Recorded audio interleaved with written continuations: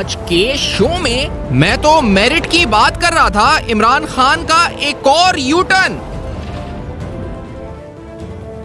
तौहीन अदालत केस में इमरान खान का ताजा जवाब, बयान गैर इरादी तौर पर दिया। क्या इमरान खान दानिस्ता तौर पर इदारों को मुतनाज़ा बनाने की कोशिश कर रहे हैं?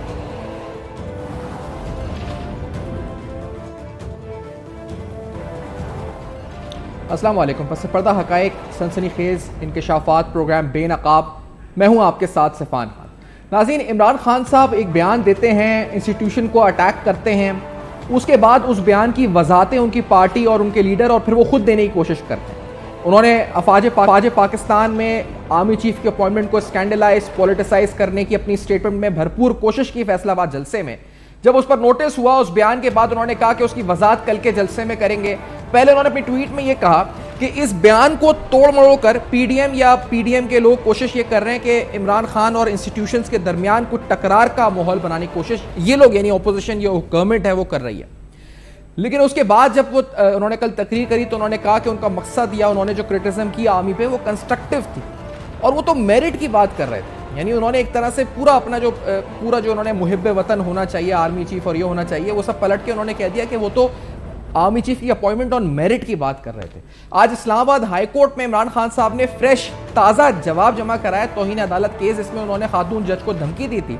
इस जवाब के अंदर भी अगर आप इस जवाब को पढ़ें तो इमरान खान साहब ने जो उनके वकील ने एग्जैक्ट लफ्ज़ इस्तेमाल किए हैं वो कुछ अल्फाज मैंने निकाले। एक अल्फाज है, एक लफ्ज़ है डीप रिग्रेट, फिर उन्होंने कहा जी unintentional, spur of the moment, spontaneous और हरगिज तौर पर गैर इरादी तौर पर यह बयान उन्होंने दिया। फिर उन्होंने ये भी कहा कि he respects a lot the female जज, ही रिस्पेक्ट्स अ लॉट, और वो किसी तरह भी जो एडमिनिस्ट्रेशन ऑफ जस्टिस है उसमें किसी तरह कोई रुकावट हायल करने की नीयत से ये बयान नहीं दे रहे थे।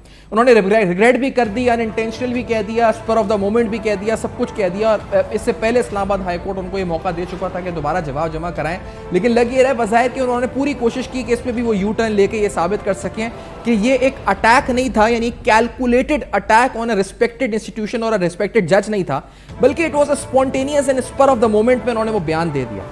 इसके साथ साथ पब्लिक अकाउंट्स कमेटी के अंदर कल के इजलास में हमने देखा बीआरटी पेशावर की तहक़ीक़ात के हवाले से भी जवाब तलबी नैब चेयरमैन से हुई थी।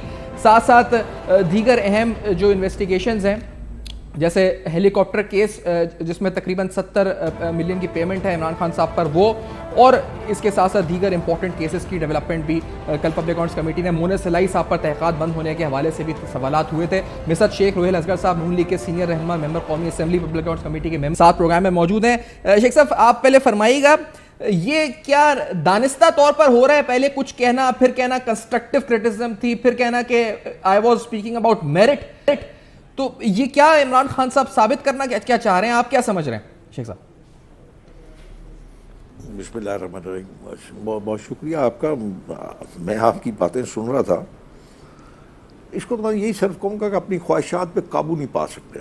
अच्छा, जो ख्वाहिश थी ना उनकी, शायद वो ये समझते थे कि अब वो ताहयात इस मुल्क की भागदौड़ संभाल लेंगे। ये मुमकिन नहीं होता। मैंने इससे बेशतर भी ये बात कह चुका हूँ और मेरे ख्याल में शायद समझ तो नहीं आई होगी और समझ आनी भी नहीं चाहिए, क्योंकि उनकी समझ जो है ना वो समझते मैं अक्ल कुल हूँ।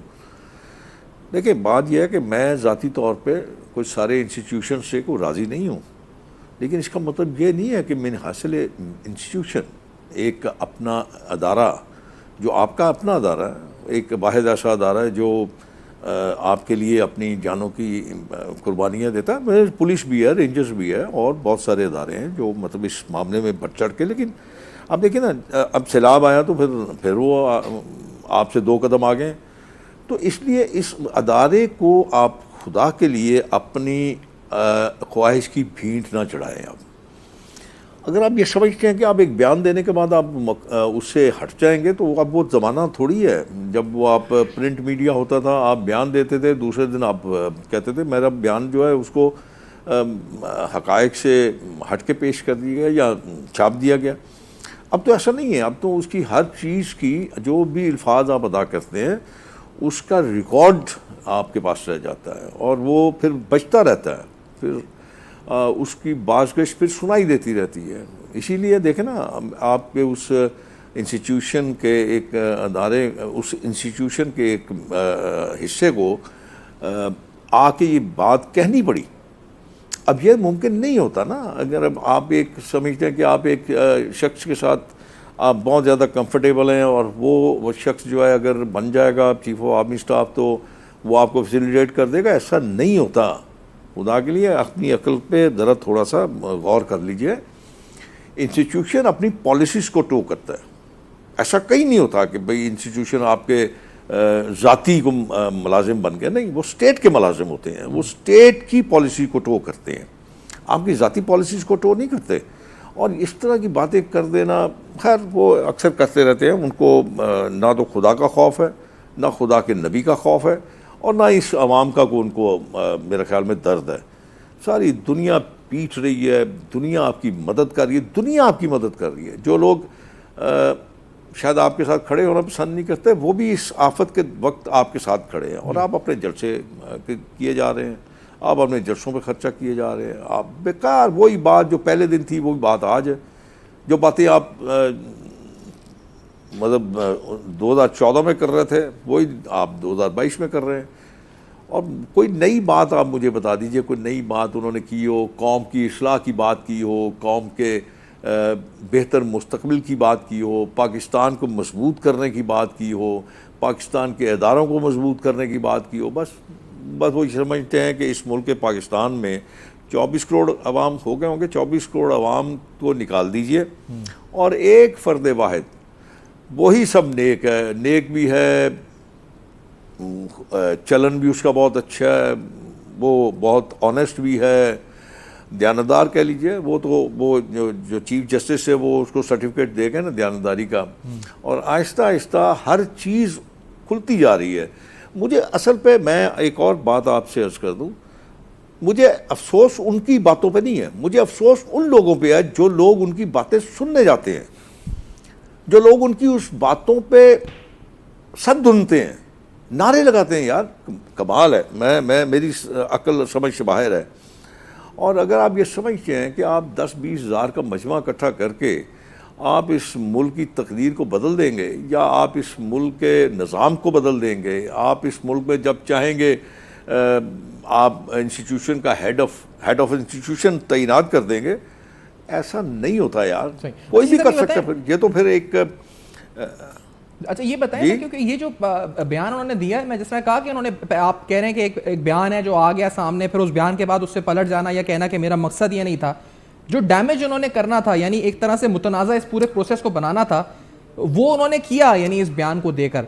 तो और आपको लगता है ये मतलब ये बौखलाहट है, बहुत से लोग कहते हैं फ्रस्ट्रेशन है, या फिर ये एक बड़ा कैलकुलेटेड और सोची समझी साजिश है पाकिस्तान के इदारों, पाकिस्तान की सालमियत और पाकिस्तान की मईशत के खिलाफ? क्या है ये शेख साहब? देखिए, मैं और क्या कहूँ यार, मैं तो अब ये मैंने तो आपको कहा है, मुझे तो उन लोगों की अकल पे रोना आता है। चलिए मैं मानता हूँ मैं बहुत बुरा आदमी हूँ, मान लिया, आपकी बात मान ली, मैंने इनकी बात मान ली, मैं बहुत बुरा आदमी हूँ, लेकिन यार मैं पाकिस्तानी हूँ, मुझे पाकिस्तान में रहना है, मुझे इसी पाकिस्तान में जीना है, इसी पाकिस्तान में मरना है। खुदा के लिए यार कोई अकल का नाखून लें आप। मैं तो उन लोगों से कहता हूँ जो लोग जाते हैं वहाँ पे, उस जत्सों में जाते हैं, और मैं सलाम पेश करता हूँ पेशावर वालों को जिन्होंने कम से कम बहादुरी का और अक्ल और दानिश का इजहार किया। मैं उन इस बात पे बड़ा राज़ी हूँ कि उन्होंने कम से कम इनको शीशा दिखाया। आप सियासतदानों के ख़िलाफ़ बात करें, लोग सुन लेंगे आपकी बात, चाहे आप सच कहें चाहे आप झूठ कहें। आप कोई और किसी किस्म की इल्ज़ाम तराशियाँ करें, ठीक है, करते रहें। आप जर्मनी की और जापान की सरहदें इकट्ठी करते रहे, लोग मान लेंगे। इससे ज़्यादा हमाकत क्या हो सकती है? चलिए, मैं पाकिस्तान जब बना था, मैं उस वक्त तो पैदा नहीं हुआ था, लेकिन उसके बाद पैदा हो गया और देखता रहा। जो शख्स ये कहे कि 40 करोड़ अवाम थे जब पाकिस्तान बना था, अब 22 करोड़ रह गए, अब मैं उसी अकल पे तो सिर्फ मतलब हैरान ही हो सकता हूँ बस, और मैं क्या कहूँ उसके लिए। लेकिन मैं बार बार इस बात को कह रहा हूँ कि मैं इस बात को बार बार कह रहा हूँ, इरादा करता हूँ, इस बात को कहता हूँ कि मुझे उन लोगों पे गिला है जो उसकी तकलीद करते हैं, जो लोग उसके पीछे जाके उसकी बातें सुनते हैं। ये बात आपने की क्या पहले वो भी पाकिस्तानी नहीं है? ठीक क्या है, उस पाकिस्तान के? ये आपने सवाल उठाया, लेकिन ये बताएं शेखुल हसन साहब कि इस्लामाबाद हाई कोर्ट पहले तौहीन अदालत केस की समाअत हुई, उन्होंने अपना जो बयान दिया, उन्होंने कहा कि अदालत समझती है कि सही नहीं है, मैं वापस ले सकता हूँ। अदालत ने उनको मौका दिया कि आप दोबारा जाएं, आपने पढ़ें, आपने क्या बोला है, जवाब को दोबारा पढ़ें। आज दोबारा जवाब जमा कराया। उस जवाब में उन्होंने कह दिया कि स्पर ऑफ द मोमेंट था, स्पॉन्टेनियस था, रिग्रेटेबल है, डीप रिग्रेट उन्होंने इज़हार किया, अनप्लान्ड था, अनइंटेंशनल था और उनका मकसद ये नहीं था। ये और फिर वो खातून जज की बड़ी इज्जत करते हैं। क्या आपको लगता है ये सफाई काबिल कबूल है, ये वजाहत काबिल कबूल है? नहीं, मैं इस बारे में तो कह नहीं सकता कि अदलिया का मामला है, अदलिया जाने और वो जाने, मैं इस बारे में कुछ नहीं कह सकता। लेकिन मैं हाँ ये मैं ज़रूर कह सकता हूँ, जैसे आज हमारी एक बैठक थी PAC के इलेक्शन कमीशन के बारे में, तो मैंने ये सवाल हम सब ने उठाया था वहाँ पे कि कितने अफसोस की बात है कि एक शख्स के लिए, अगर फ़र्ज़ कीजिए मैं 2-4 हज़ार रुपये का डिफ़ॉल्टर हूँ, तो मुझे तो आप मेरे कागजात आप कर देते हैं, अनजस्टिफाई कर देते हैं, आप उनको रिजेक्ट कर देते हैं, और वो शख्स 7 करोड़ का डिफ़ॉल्टर है और आप उसके एक्सेप्ट कर लेते हैं। कोई अजीब सी मतलब आप क्या चाहते हैं, इस मुल्क के साथ क्या खिलवाड़ करना चाहते हैं? इस मुल्क को मतलब वैसे ही कोई खैरात में नहीं ले लिया था, तो इस मुल्क को किसने बनाना है यार? इस मुल्क को किस लोगों ने आगे लेके जाना है? ऐसे लोग लेके जाएंगे इस मुल्क को, तबाह करके रख दिया यार। और अभी तो ये है कि मैंने ये नहीं कहा, मैंने वो नहीं कहा, अभी फिर इस शख्स ने वही खातून का नाम लेके उसकी फिर बात की है, चर्चा में की है। एक तरफ कहते हैं जी मैंने अनप्लान्ड बात की थी, मैंने ऐसा मेरा मकसद नहीं था, और फिर नाम ले लेके आप बातें करते हैं आपस में। तो मेरा ख्याल है ये शायद मेरे अपने ख्याल में ये होता ही है कि जब आप अपनी ख्वाहिशात पे काबू नहीं पाते, जब आपकी ख्वाहिशात लामहदूद हो जाती हैं, तो फिर आप अपनी अक्ल और शऊर से काम नहीं लेते, फिर आप सिर्फ जज्बाती बातें करते हैं। शायद किसी ने इनको ये सिखा दिया था कि आप जलसों में ऐसी गुफ्तगू करेंगे, आप आवाम चूँकि नारे लगा रही है, आप ऐसी गुफ्तगू करें, लोग इसको एक्सेप्ट कर लेंगे, लोग आपकी बात पे कहेंगे। मेरा ख्याल है वो एक मखसूस तबका है जो शायद आज भी मुल्क पाकिस्तान को दिल से नहीं मानता जी। तो वो लोग वही हैं जिनका इस मुल्क के साथ कोई लेना देना नहीं है मेरे ख्याल में, शायद, या शायद उनके बुज़ुर्गों ने उनको इस मुल्क को बनते हुए की तारीख़ नहीं बताई, या उन कुर्बानियों का तज़किरा नहीं पढ़ा उन्होंने। तो ठीक है अगर आप ये समझते हैं, लेकिन मैं आपको गुजारिश कर दूं और कैटेगोरिकली मैं ये बात कह रहा हूँ, उन लोगों से मुखातिब होकर बात कर रहा हूँ कि करते जाइए, लेकिन याद रखिए कि इस मुल्क को संभालने वाले, इस मुल्क को बनाने वाले, इस मुल्क को बचाने वाले अभी बहुत सारे लोग इस जिंदा हैं। आपकी कोई ऐसी हरकत को मेरा ख्याल है कि मेजॉरिटी क्या इस मुल्क के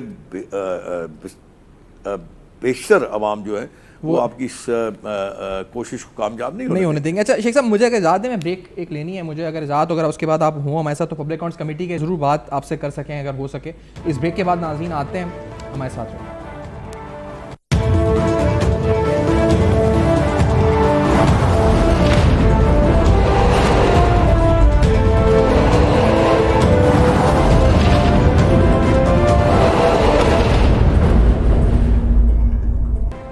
वेलकम बैक, आप देख रहे हैं बेनकाब। आज अहम तरीन सवालात, इमरान खान साहब का पहला बयान जिसके ऊपर पाक फौज ने इजहार गुस्सा किया, तकरीबन पूरी कौम की दिल आज़ारी भी हुई, सब ने, तमाम सियासी जमातों ने मजम्मत की इस बयान की। उसके बाद इमरान खान साहब ने कहा कि उनका मकसद ये नहीं था, वो तो मेरिट पर आर्मी चीफ की अपॉइंटमेंट की बात कर रहे थे। आज ख्वाजा आसिफ साहब ने कुछ अहम सवालात इमरान खान साहब के अपने मेरिट के ऊपर उठाए।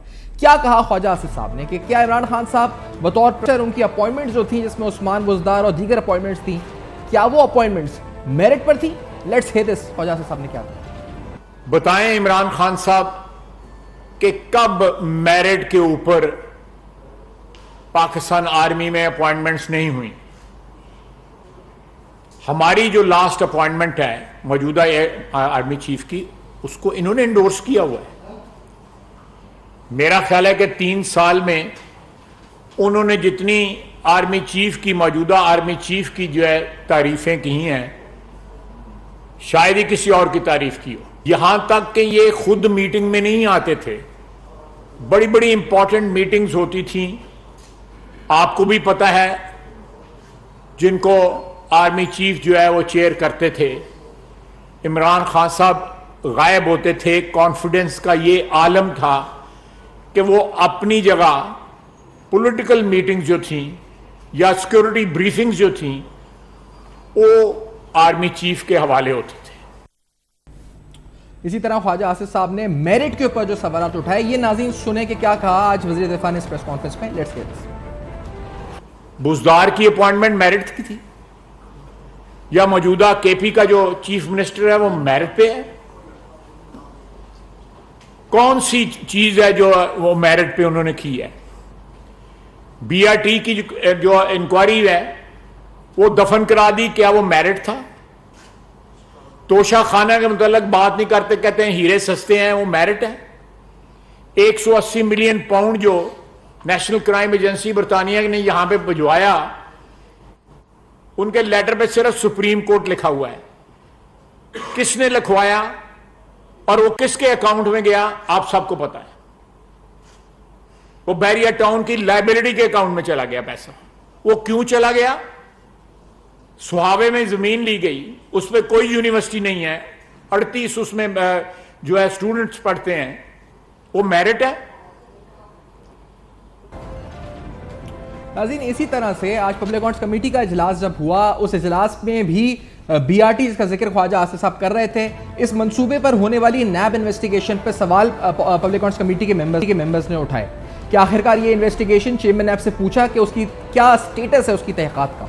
तो बताया गया कि उस पर इंक्वायरी चल रही है, अगर कोई फाइनेंशियल इरेगुलरिटी हुई है तो नैब एक्शन करेगी, और 15 सितंबर का आ गया कि तारीख है जब तक ये रिपोर्ट सामने आ सकेगी। इसी तरह से और अहम सवाल जिस तरह 70 मिलियन हेलीकॉप्टर केस की पेमेंट है, इस हवाले से भी उठाया गया, और मोनस हिलाई साहब पर बंद होने वाली नैब इन्वेस्टिगेशन पर भी पब्लिक अकाउंट्स कमेटी ने चेयरमैन नैब से सवाल उठाए। इसी तरह से फॉरेन फंडिंग केस के हवाले से पाकिस्तान तहरीक इंसाफ के ताज़ा तरीन जो अपडेट है वो यही है कि तकरीबन मजीद 2 हफ्ते की मोहलत पाकिस्तान तहरीक इंसाफ को मिल चुकी है। जो जवाब शो कॉज नोटिस का तहरीक इंसाफ को जमा कराना था, उस सिलसिले में पीटीआई के लॉयर्स ने मजीद 2 हफ्ते का वक्त मांगा है, यानी अब सितंबर 19 को अगली हेयरिंग है, जिसमें तवक्को है कि इस केस पर मजीद आर्गुमेंट्स होगी। जिस बुनियाद पर यह केस आगे जिसको मुलतवी हुआ है, वो ये कहा गया कि क्योंकि बैरून मुल्क से नाइकॉप्स और दीगर डेटा हासिल करना है, इस वजह से इसकी समाअत जो है आगे 2 हफ्ते मुलतवी कर दी गई। ये तहरीक इंसाफ ने यह मुलतवी करने का कहा था। ब्रिगेडियर रिटायर्ड हारिस नवाज साहब प्रोग्राम में साथ मौजूद हैं, सीनियर दिफाई तज़ निगार हैं। हारिस नवाज साहब, ये जो पूरा प्रोसेस चीफ की अपॉइंटमेंट का किस तरह मुतनाज़ा और फिर बनाने की कोशिश इमरान खान साहब की तरफ से की गई, इस पर आप क्या कहेंगे? फिर बाद में कहा गया कि वो मेरिट की बात कर रहे थे, क्या ये जवाब काफी है और क्या ये तसल्ली बख्श है ये कह देना पहले ये बयान देके फिर कि मैं तो मेरिट की बात कर रहा था? हारिस नवाज साहब, देखिए सफान, बात यह है कि एक बात क्लियर पूरे पाकिस्तान को होनी चाहिए कि हमारे सीनियर ऑफिसर की प्रमोशन इज वेरी मेरिटेड और वेल डिजर्व्ड होती है। ये बहुत ही एक ख़ास तरीक़ाकार है, उसके मुताबिक होती है, कोई इसमें शॉर्टकट्स नहीं होते हैं, और जितने सीनियर ऑफिसर बनते हैं दे पास थ्रू वेरी, और एक प्रोसीजर हमारा बना है जिसके थ्रू जाते हैं। और यहाँ तक है कि इतनी सख्त है, आप ये देख लें कि अगर 250 कैडेट्स पीएमए के होंगे, वो पास आउट होते हैं, तो उनमें से सिर्फ एक या 2 3 स्टार लेफ्टिनेंट जनरल बनते हैं। तो आप इससे अंदाजा लगा लें इस तरह। लेकिन आगे सीनियरिटी की बात होती है, जो एक तरीक़ाकार है 4 5 6 की सीनियरिटी, जो टॉप 6 जनरल या 5 जनरल होते हैं वो मिनिस्टर डिफेंस में चले जाते हैं, और उस वक्त जो भी प्राइम मिनिस्टर होंगे वो अपनी सवाबदीद के मुताबिक उनको सेलेक्ट कर लेते हैं, और जनरली मेरिट पे ही प्रमोशन होती है। आपके सामने जनरल बाजवा की जिन्होंने मियां नवाज शरीफ में प्रमोशन की थी, और उसके बाद एक्सटेंशन जो है he was so good professionally and he delivered कि उसको फिर आगे इमरान खान ने 3 साल एक्सटेंशन दी गई। तो आई थिंक ये तो जिसका भी डेमोक्रेटिक इलेक्टेड प्राइम मिनिस्टर जो भी है, he has a provident to selected. इसको इतना कॉन्ट्रोवर्शियल बनाना चाहिए। सबसे बड़ी बात जो थी ना, उसके इतराज़ ये था कि अगर कोई मुहब्बे वतन चीफ ऑफ मिनिस्टर पाएगा तो वो इन लोगों के खिलाफ केस करेगा। दैट मीन कि अदर जो होते हैं बाकी जो मुहब्बे वतन नहीं है, ये एक बहुत बड़ा डेरिवेटिव दिमाग था जिसको I am sure he has realised, या उनको अभी भी माजरत करनी चाहिए कि तमाम फौज के सिपाही से लेके और जो 3 स्टार रैंक और chief of minister all are patriotic, और अगर कोई नहीं होता तो आपके सामने हमारा सिस्टम सिस्टम बड़ा सख्त है, आपके सामने एक 3 स्टार को सजा हुई है, एक 1 स्टार को सजा मौत हुई थी। इस पे फौज कॉम्प्रोमाइज नहीं करती, सही। इसलिए ऐसी बातें नहीं करनी चाहिए। इससे फौज के मोराल को अफेक्ट पड़ता है, इससे बहुत ज़्यादा फौज की बदनामी होती है। वो फौज जो प्रोफेशनल है, बैटल हार्डेंड है, लड़ाका फौज है, दुनिया में मशहूर है, और जिसके लिए मेरे ख्याल में पाकिस्तान की आवाम का उनको सपोर्ट है। ये इस बातों से आपका वेज खुदा न खासा क्रिएट हो सकता है जो फौज और अवाम में है, जो कि फिर जनरेशन वॉर में होता है। I am sure he must have said inadvertently, but then he must correct it and he must आज रेंडर अपॉलजी कि मैंने गलत कहा, मुझे ये नहीं कहना चाहिए था, I didn't mean it, whatever he not correcting it, तो वो ज़्यादा बेहतर होता। But I think he still trying to clarify ये बातों को। नहीं, वो क्लैरिफाई जो कर रहे हैं यार साहब, वो कह रहे हैं कि मैं तो कह रहा था कि मेरिट पे अपॉइंटमेंट होनी चाहिए, तो क्या इससे पहले मेरिट पे अपॉइंटमेंट नहीं हुई? और अगर वो मेरिट पे अपॉइंटमेंट कह रहे हैं तो वो किसी खास नाम को चाहते हैं, मतलब वो आखिरकार क्यों ऐसे वक्त पर ये एतराज़ उठा रहे हैं? और आपको नहीं लगता कि इससे जो हमारा दुश्मन है वही खुश हो रहा होगा? हमारे मुल्क में डिवाइड ही पैदा करने की कोशिश है और कुछ भी नहीं। ये कैसी सियासत है यार साहब? सवाल सफान merit, total merit, merit and nothing else, ये तो इस पे कोई डाउट नहीं है। और जो डिजर्व करता है, इवन जूनियर रैंक से आपने देखे सिपाही के बच्चे भी हैं और चीफ आर्मी स्टाफ बने हैं, इससे देख लें कि इससे ज़्यादा मेरिट क्या हो सकता है। और अगर Pakistan ISB inter service selection board में जब जाते हैं हमारे कैडेट्स बनने के लिए, वहाँ पे सिपाही का बच्चा पास रिकमेंड हो जाता है, जनरल का बच्चा नहीं होता, तो इस पर कोई कॉम्प्रोमाइज, इसलिए हमारा स्टैंडर्ड हाई है, ऑफिसर्स का भी और ट्रूप्स का भी प्रोफेशनल है। और ये बात मेरिट की करना, मेरे ख्याल में ही मीन्स के जो अभी हुकूमत है अब वो चीफ आर्मी स्टाफ ना बनाए। अब कौन से कानून को लेकर कि वो नहीं बनाएंगे? जब वो प्राइम मिनिस्टर ऑफ पाकिस्तान जो भी हैं, उस वक्त जो भी प्राइम मिनिस्टर होगा वो जो भी लिस्ट बनेगी उसमें जो मेरिट पे सारे ही होते हैं, लेकिन दैन की जवाबदीद है, आपके आइन में लिखा हुआ है। इस पर मेरे ख्याल में इसको कॉन्ट्रोवर्शियल नहीं बनाना चाहिए, बल्कि इसको डिस्कस ही नहीं करना चाहिए। रूटीन में जो भी उस वक्त होगा वो बन जाएगा। ठीक है। और वो साथ साथ ये कहते हैं कि जिस तरह आपने कहा कि मौजूदा हुकूमत ना बनाए, पहले उन्होंने कहा अगस्त 15 को एक बयान में कि ये मौजूदा हुकूमत का ही डोमेन है, वही बनाएगी, फिर उन्होंने कहा कि नहीं ये मौजूदा हुकूमत ना बनाए। कल के जलसे फिर उन्होंने दोहराया कि ये 2 डकॉयट्स हैं, आसिफ जरदारी और नवाज शरीफ, ये बनाएंगे, एब्सकॉन्डर बनाएगा आर्मी चीफ।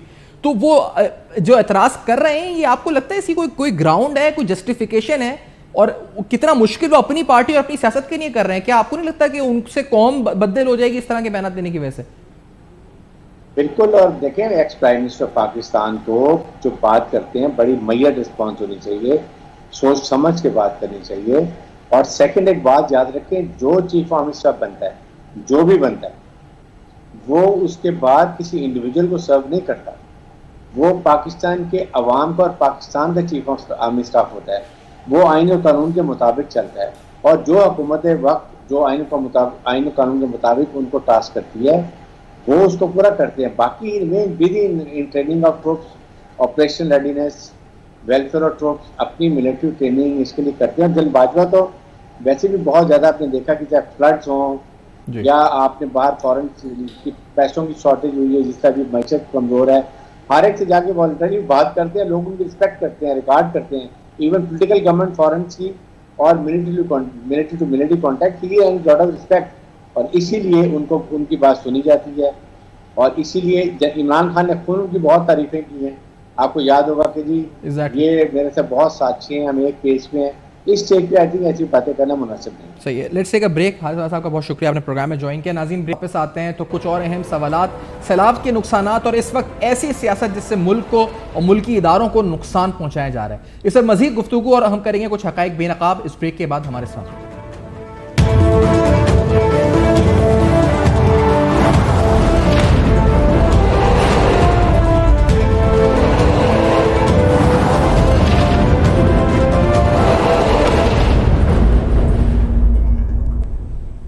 Welcome back. आप देख रहे हैं बेनकाब, और आज बेनकाब में तफसीलन इमरान खान साहब का बयान, उस बयान के बाद उसकी वजाहतें, और उन वजाहतों से और फिर जो उससे पहले बयान दिया कितना नुकसान हुआ। इस वक्त मुल्क सैलाब से दो चार है, हंगामी सूरत हाल है। पाकिस्तान की मईशत पर इसका बड़ा इम्पैक्ट पड़ा है। जो जानी नुकसान हुआ है, जिसकी भरपूर कोशिशें हुकूमतें कर रही हैं कि कम से कम हो सके, लेकिन मुसलसल हमने देखा है जानी नुकसान भी हो रहा है। इसके डैमेजेस कितने हैं उसका तखमीना अरबों डॉलर में लगाया जा रहा है, तकरीबन 12.5 अरब डॉलर की बात होगी। ऐसे वक्त में इमरान खान साहब जलसों पे जलसे कर रहे हैं जिसमें करोड़ों रुपए खर्च हो रहे हैं। आज अता तारड़ साहब ने भी इस पर एक बात की थी, लेट्स से दिस। अता तारड़ साहब की बात जो थी हम जरा सुनवा फिर इस पर मौकिफ भी लेते हैं, लेट्स से दिस। एक जलसे पर 25 से 30 करोड़ रुपया खर्च आता है, 25 से 30 करोड़ रुपया, और जलसे को पाकिस्तान की रियासत के खिलाफ इस्तेमाल किया जाता है। क्या तैमूर तारपुर साहब पीपल्स पार्टी के सीनियर रहनुमा सूबाई वजीर साहब थे। तैमूर साहब, ऐसे वक्त में इमरान खान साहब जलसों पे जलसे कर रहे हैं, लोग यहाँ पर जो हालात हैं सूबे सिंध के स्पेसिफिकली आप बताएं पहले आवाम को, और ऐसे में जलसे हो रहे हैं यहाँ पर तैमूर साहब। बिस्मिल्लाहिर्रहमानिर्रहीम, बहुत बहुत शुक्रिया सफ़ान भाई। हालात और वक्त ने बड़ी चीज़ें हमें इस थोड़े से अरसे में दिखा दी हैं, और मुझे बड़े दुख के साथ कहना पड़ता है, मुझे कोई मुझे ये हक नहीं है मैं किसी को करेक्टर सर्टिफिकेट दूं या मैं किसी को पाकिस्तान के मुहब्बे वतनी पर मैं शक करूं, पर अफसोस के साथ जो पिछले कुछ अरसे में जो चीज़ें हुई हैं, अब आप उसकी शुरुआत लें। जिस वक्त आपके पाकिस्तानी शेल्टरलेस बेमददगार बेरोज़ मददगार बगैर छत के बैठे हुए हैं, भूखे हैं, उनको सिंध हुकूमत पूरी कोशिश कर रही है जो कुछ कर सके उनके लिए करे, उस टाइम पर ये इमरान खान कहता है कि भाई फॉरेन नेशनल्स हमारे जो हैं वो बाहर के पाकिस्तानी जो सेटल्ड हैं वो पैसे ना भेजें, मतलब भूखा मारना चाहते हैं। आप जब सोचते हैं कि आप इस क्रूशल टाइम पे जब पाकिस्तान इतने मसले मसाइल में घिरा हुआ है, आप ऐसी चीजें करते हैं कि आईएमएफ की डील खराब हो जाए, आप धमकियां देते हैं आईएमएफ को, आप अपने वुज़रा से धमकियां दिलाते हैं, प्रोविंशियल मिनिस्टर से, अपने फाइनेंस वालों से। आपके वजीर पीटीआई के कहते हैं कि ये तो मुल्क को नुकसान देगा, तो कहता है नहीं चेयरमैन की बात पे बिस्मिल्लाह करना है आपको। तो ये जो सारे इवेंट्स हैं, इसके बाद मैं नहीं समझता कि इमरान खान को पाकिस्तान से कोई भी प्यार या मोहब्बत या लगाव है। और अब ये बात सच्ची है कि ये वाकई किसी एजेंडा पे, किसी बार मुल्की दुश्मन मुमालिक के एजेंडा पे काम कर रहा है।